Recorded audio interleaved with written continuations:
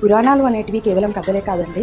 ఈ జనరేషన్లో మనకి ఎంతో స్ఫూర్తినిచ్చి మన జీవన శైలికి తోడ్పడే కథలండి.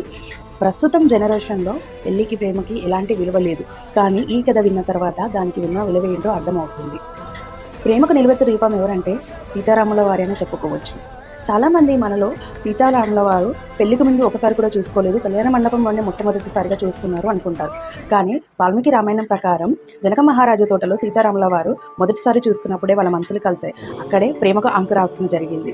సీతారాముల వారు రాముల వారు అరణ్యవాసానికి వెళ్ళేటప్పుడు రాముల వారిని సీతమ్మ వారిని వద్దు అని చెప్పి వారించినా కూడా మీరు ఎక్కడుంటే అక్కడే నా అయోధ్య అని చెప్పి సీతమ్మ వారు కష్టాన్ని కూడా ఇష్టంగా స్వీకరించారు. అలాగే రావణుడు సీతమ్మ వారిని ఎత్తుకెళ్ళినప్పుడు రాముడు ఒక్కడే వెళ్లకుండా వానర సైన్యాన్ని తోడు కలుపుకొని సముద్రాన్ని దాటి సీతమ్మ వారిని చేరుకున్నారు. ఇది కేవలం యుద్ధం మాత్రమే కాదు, రాముల వారికి సీతమ్మ వారిపై ఉన్న అచంచలమైన నమ్మకాన్ని చాటుతుంది.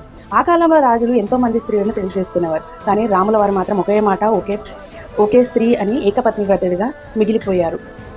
తన భార్య ఆయన పక్కన లేకపోయినా కూడా బంగారు విగ్రహాన్ని పక్కన పెట్టుకుని యాగం చేశారే తప్ప మరో స్త్రీ ఆలోచన రానియలేదు. ఈ కాలంలో ఏదైనా సమస్య వస్తే విడిపోవడం సులభంగా ఉంది, కానీ ప్రేమకు నిలువెత్తు రూపంగా సీతారాముల వారిని వీరు కష్టాలు వచ్చినప్పుడే తోడుండడం అని నిజమైన ప్రేమని